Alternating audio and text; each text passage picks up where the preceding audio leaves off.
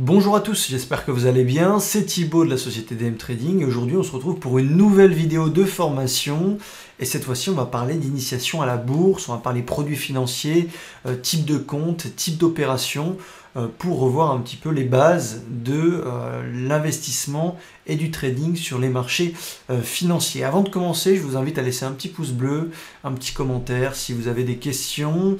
Rejoignez notre groupe Telegram, je propose des plans, des astuces, je vous envoie différents contenus qui sont hyper intéressants et que je partage nulle part ailleurs. Donc c'est dans la description, allez tous sur le Telegram, il y a déjà pas mal de monde et on partage des éléments pour progresser, aussi des plans de trading pour faire des jolis trades ensemble. La première partie va être sur les produits financiers et on va regarder ce qu'est une action ensemble. Donc une action c'est quoi? C'est un titre de propriété qui est délivré par la société et qui représente une fraction du capital de l'entreprise. Donc elle va vous donner différents droits, notamment celui de recevoir des dividendes si seulement la société en distribue, mais également de jouer un rôle sur la politique de la société et de bénéficier d'un pouvoir de décision lors des assemblées générales des actionnaires. Donc si une société vaut, admettons, 1 million d'euros, ce qui est très faible, mais voilà, c'est un exemple, et qu'elle émet 100 000 actions en circulation, et bien chacune d'entre elles vaudra alors 10 euros, et c'est une méthode de calcul assez simple. Mais voilà, une action, c'est un titre de propriété qui vous donne des droits, notamment de percevoir des dividendes si la société en distribue, mais également d'avoir un pouvoir sur la politique de décision de celle-ci lors des assemblées des actionnaires. Il existe 3 différentes actions, les actions en circulation, les actions restreintes et les actions flottantes. Donc on va définir quelles sont ces 3 actions-là. On va commencer par les actions en circulation qui sont des titres d'une société actuellement détenus par tous les actionnaires, y compris les particuliers, les institutionnels et les actions restreintes. Qu'est-ce que sont finalement les actions restreintes? Eh bien, les actions restreintes sont une rémunération offerte par un employeur. L'employé ne les reçoit pas immédiatement, mais selon un plan d'acquisition bien précis, avec un calendrier de distribution également bien précis. Donc vous pouvez être employé chez Total, Renault, LVMH et toucher des actions restreintes du fait que vous soyez employé dans cette société-là. Et puis enfin, il reste les actions flottantes. Donc il s'agit de la part de capital d'une entreprise dont les titres peuvent être échangés librement en bourse. Parce que tous les titres ne sont pas échangeables en bourse. Donc le flottant, c'est une variable dans le temps selon si la part des institutionnels et de la direction augmente ou pas, et exprimé en pourcentage de la capitalisation boursière. Grosso modo, le flottant, c'est toutes les actions, sauf les institutions et les membres de la direction. Donc c'est, si vous voulez, les actions qui sont échangeables rapidement, c'est un peu la liquidité possible au niveau des actions.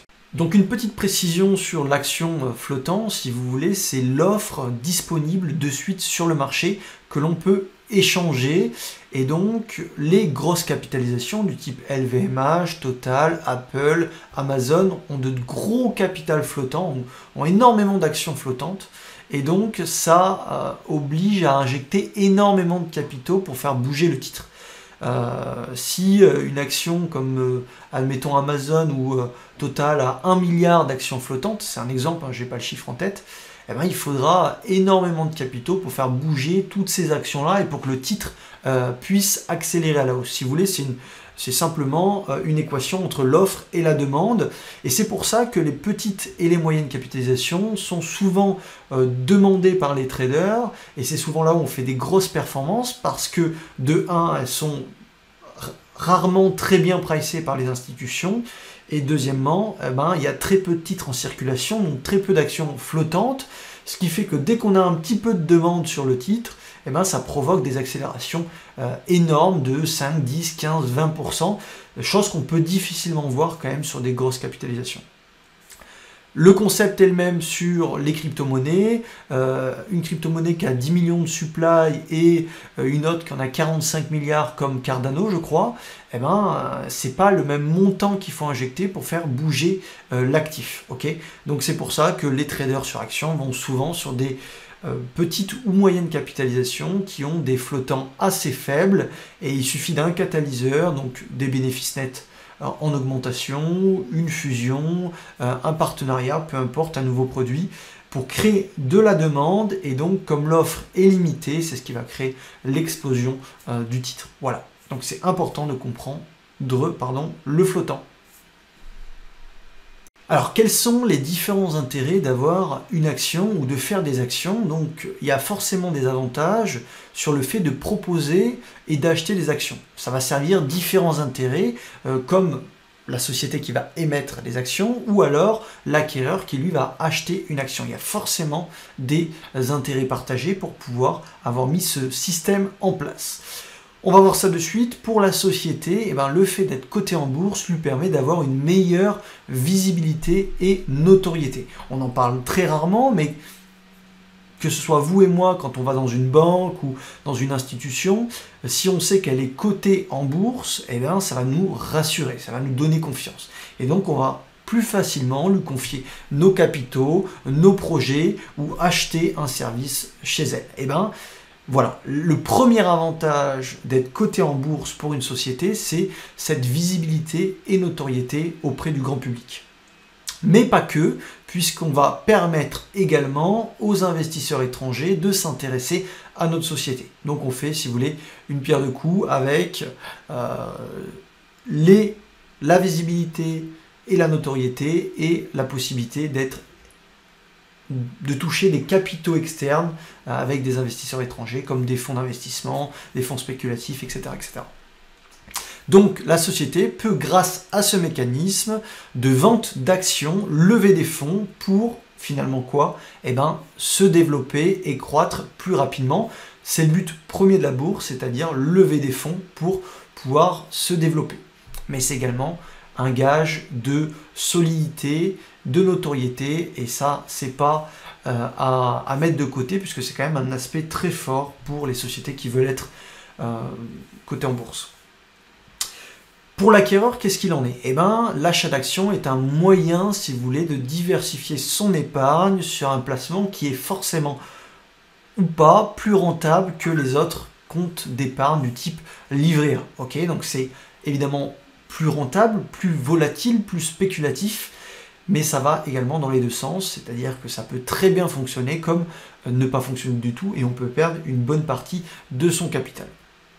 Donc il spécule à la fois sur le cours, mais va également profiter d'éventuels dividendes. Ce n'est pas toutes les sociétés qui en distribuent, mais certaines en distribuent, du type Total, Esso, etc., etc. C'est ce que je disais juste avant, cet achat du coup n'est pas sans risque, puisque l'acquéreur est exposé à la spéculation du cours et peut perdre toute sa mise. Okay, voilà. Donc il y a deux intérêts, l'intérêt de la société émettrice, la visibilité, la notoriété et lever des fonds pour se développer.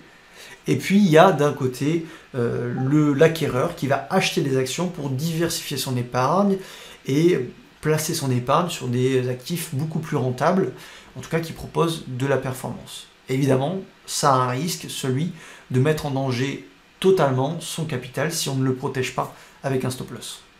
Alors après avoir vu les actions, on va voir un autre produit financier qui est l'ETF. Qu'est-ce qu'un ETF? Donc un ETF, c'est quoi? C'est un fonds d'investissement et donc un panier d'actions dans lequel il est possible d'investir. Souvent, vous allez voir, l'ETF est athématique, c'est-à-dire qu'il va couvrir un secteur d'activité ou une industrie bien précise, comme par exemple l'énergie, la finance, la santé. Mais à l'intérieur de ces ETF athématiques sur des secteurs, vous pouvez avoir des ETF athématiques sur des industries.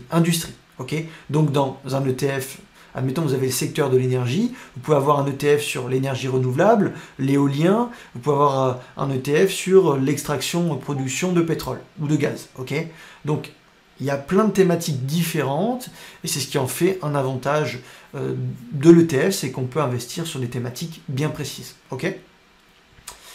Étant donné sa nature diversifiée, vu que c'est un panier d'actions, il est pondéré sur différentes sociétés et donc moins assujetti forcément à la volatilité.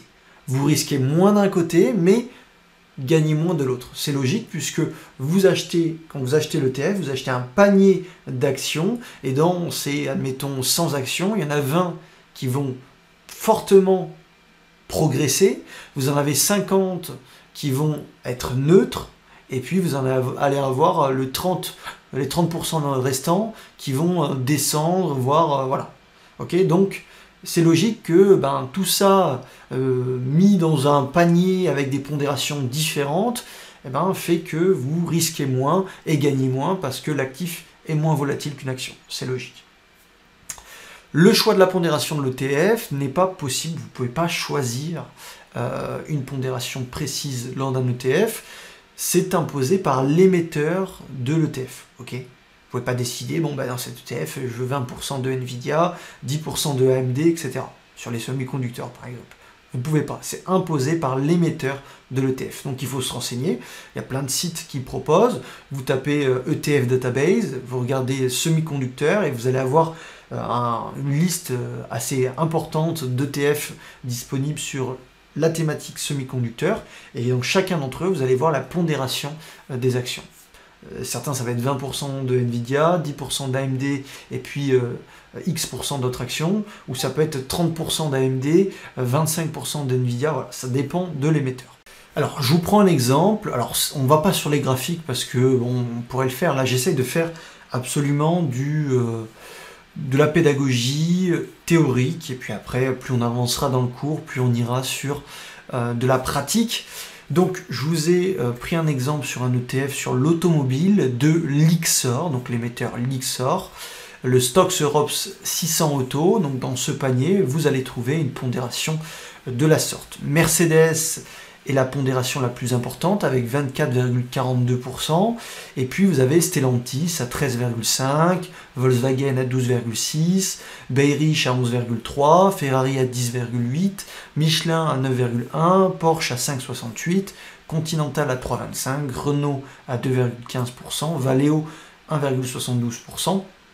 Et donc, Lyxor a décidé de créer cet ETF avec cette pondération bien précise. Okay, un autre ETF sur l'automobile pourrait avoir une pondération complètement différente, c'est pas un souci. Mais voilà, Lyxor a décidé d'avoir cette pondération-là. Et donc, quand vous achetez 100 € de cet ETF Lyxor Stoxx Europe 600 Auto, vous achetez en réalité 24,40 € de Mercedes, 13,54 € de Stellantis, 12,68 € de Volkswagen, 11,34 € de Bayrich, 10,84 € de Ferrari, et ainsi de suite. Okay, la pondération va définir quel pourcentage du titre vous allez avoir dans cet ETF. C'est facile à comprendre, c'est simplement un pourcentage à saisir, et donc vous avez des sites qui vous détaillent rapidement quelles sont les pondérations sur chaque société. Allons-y avec la partie numéro 2, les types de comptes, et donc on va commencer avec le compte titre. Qu'est-ce qu'un compte titre? Le compte titre est un produit d'investissement proposé par les banques ou les courtiers, et il permet d'investir et détenir des valeurs mobilières françaises, européennes ou internationales telles que des actions ou des ETF ou d'autres produits financiers. Okay. Son fonctionnement est assez souple, le titulaire n'est soumis à aucun plafond pour alimenter son compte de trading, ni d'âge minimum, et l'investisseur peut disposer de plusieurs comptes titres, et ce dans plusieurs établissements bancaires. Donc toute une démarche est faite pour renseigner ces informations auprès des courtiers, et toute cette démarche est nécessaire lors d'ouverture de compte titres. Alors il existe plusieurs modes de compte titre, le compte individuel, le compte joint et le compte en indivis. Et donc on va commencer par le compte individuel. Donc il permet seulement au titulaire de réaliser des opérations, sauf s'il donne la procuration à une autre personne. Okay, ça c'est le compte individuel. Le compte joint, c'est un compte bancaire géré par au moins 2 personnes ayant par exemple un lien de parenté ou étant en couple. Et donc ça permet d'investir sur les marchés financiers à plusieurs. Évidemment, chaque décision doit être unanime. On ne prend pas la décision seul dans son coin. Et enfin, le compte en indivis, donc en indivision, c'est un compte bancaire qui permet à minimum 2 personnes de réaliser des opérations sur les marchés. Voilà plusieurs modes de compte titre que vous pouvez trouver auprès de vos banques et ça propose plusieurs possibilités, soit tout seul, soit à plusieurs. Alors un deuxième type de compte, c'est le PEA qu'on entend souvent parler. Et donc le PEA, c'est quoi? C'est un plan d'épargne action, donc c'est un produit d'épargne réglementé qui est destiné finalement à être investi en bourse. Il permet d'acquérir des actions d'entreprises européennes tout en bénéficiant, sous certaines conditions, attention, d'une exonération d'impôt sur le revenu. Donc ce PEA a été créé finalement pour favoriser l'investissement boursier dans le but de soutenir quoi? La croissance de nos sociétés européennes. L'État s'assoit sur l'impôt sur le revenu si on s'engage, nous, à investir dans les sociétés européennes pour pouvoir soutenir la croissance européenne. Donc, son fonctionnement est assez technique. Le titulaire est soumis à un plafond de 150 000 € et pas plus pour le versement. Et puis, évidemment, l'investisseur ne peut disposer que d'un seul compte PEA, là où le compte titre, on peut en avoir plusieurs. Cette fois-ci, on va parler des types d'opérations possibles sur les actifs financiers les produits financiers que je vous ai énoncés juste avant. Et on commence par le trading au comptant. Donc le trader au comptant va s'appuyer uniquement sur le solde de son compte, c'est-à-dire sa trésorerie, pour acheter des actions ou des ETF. Toutes les transactions doivent être effectuées avec les fonds disponibles sur le compte et rien de plus. Si évidemment vous n'avez pas assez d'argent liquide sur votre compte, vous ne serez pas autorisé à acheter les titres, donc que ce soit des actions ou des ETF. Ce type d'opération permet au trader de ne pas se mettre en danger car il ne peut perdre finalement que le capital investi et pas plus que le capital. Donc ça c'est déjà une bonne chose. Il peut perdre la totalité du capital investi, c'est un risque, mais pas plus que le capital investi. Cette opération est couramment utilisée sur les comptes titres et PEA et c'est ce que je fais moi personnellement dans mon trading de tous les jours. Ça a des avantages et des inconvénients. Je vous disais un avantage, c'est qu'on ne peut pas perdre plus que sa mise de départ. Évidemment, on n'est pas censé en arriver là. Normalement, on a des stop-loss qui permettent de limiter la perte drastiquement. Mais par contre, ça a des inconvénients, c'est-à-dire qu'en général, on est limité par les fonds disponibles. Et des fois, on souhaiterait avoir plus de capitaux pour pouvoir investir. Et ça demande quand même des capitaux assez intéressants pour pouvoir commencer à trader sérieusement. Donc ça, c'est le défaut du trading au comptant.